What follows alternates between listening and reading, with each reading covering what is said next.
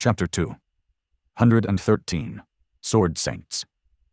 Back when Nephis was teaching Sunny how to use the sword, he had never been good enough to be her sparring partner. Once he learned enough to be of any use in a training fight, their fragile alliance had already broken and shattered to pieces. So, apart from that short altercation on the somber slopes of the Ashen Barrow, they had never actually crossed swords with each other. Now, it seemed, Changing Star had found a reliable sparring partner. Castor had not only replaced Sunny as her right-hand man, but also filled the roles that Sunny had been either reluctant or unfit to take on. Well, good for them. Once the memories of the cohort were close to being fully restored, Nephis and Castor moved to the far end of the White Arch to practice. Now, they were standing opposite each other, ready to begin. Although no one called him over, Sunny approached the two legacies and sat down, ready to enjoy the spectacle. He was keenly interested in observing these two immensely skilled swordsmen in action.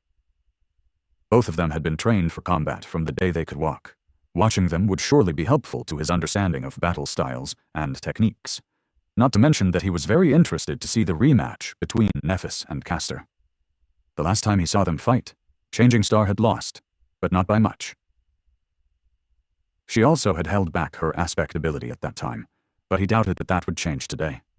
Neph's flame could be used both to heal and annihilate, but sadly, not to train. Castor glanced at him and frowned with visible displeasure. Was he irritated because Sunny was about to learn a thing or two about his technique, or because Sunny was ruining his alone time with Nephis? Either way, I don't care. What are you doing? Sunny shrugged. Watching? Why? Does this part of the arch belong to your clan or something?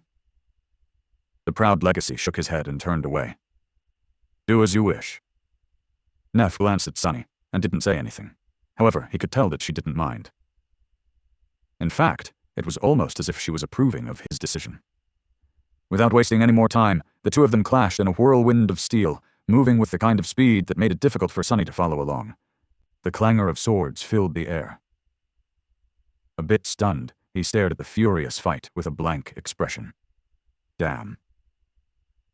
After the months of hunting monsters in the Dark City and his lessons with the Stone Saint, Sunny thought that he had developed his skill a lot.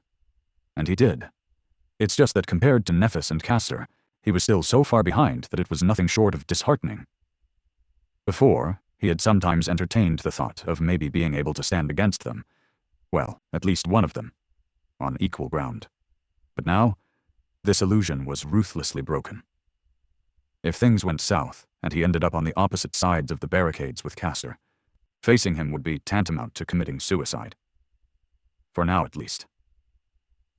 Which, of course, simply meant that instead of facing him, Sunny would have to stab him in the back. Duly noted. He wasn't going to take on an enemy of this caliber in a forthright manner anyway.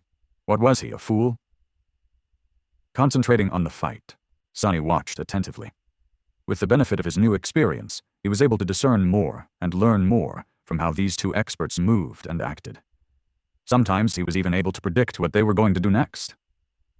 However, as time passed, a subtle frown appeared on his face. What is she doing? That doesn't make sense. Sunny had been able to notice two unexpected things from how Nephis fought against Castor. The first one was rather easy to spot. While Castor did not use the full extent of his incredible speed, he did use a fair share of it, making it almost impossible for Nephis to win any of their matches.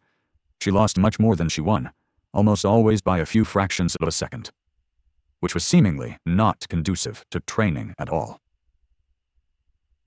What was the point of training if one of the participants had almost no chance of winning because of how large the gap between them and their opponent was? There was a reason why Neph had never used Sunny as a sparring partner in the past, after all. But then, with a bit of amusement, he realized that Changing Star was doing exactly what he had done with the Stone Saint. She was tempering herself against an overwhelming force. That's why she had instructed Castor to use just enough of his aspect ability to always be much faster than her. Losing in a fight against a superior opponent was truly the best way to learn. Ha! So I was right in my approach after all. If Changing Star was doing the same, he had to be right. The second thing he had noticed, however, was much more perplexing. It was that Nephis was not using her usual flowing and unpredictable battle style. Instead, she was moving with precise and firm elegance, hiding behind a carefully woven wall of defense and patiently waiting for an opening to appear instead of creating one herself. While intricate and impressive, this style was still a bit lacking in comparison to her real one. What's more, while it was deliberate and dependable, it was also rigid. If there was one thing that Nephis would never tolerate in her battle art, it was rigidity. Her whole worldview was built around the idea that nothing had more value than adaptability. That's why the style she had taught Sunny suited her so well. It was designed to be the epitome of changeability. So the question was, why the hell she was using something so alien to her against Castor? The answer was pretty obvious. Either Nephis was trying to experiment with something new in an effort to adopt elements of this style into her own, which didn't seem very likely. Or she didn't want Castor to know her true combat style too well, for some reason. But what could that reason be? Sunny rubbed his chin. Interesting.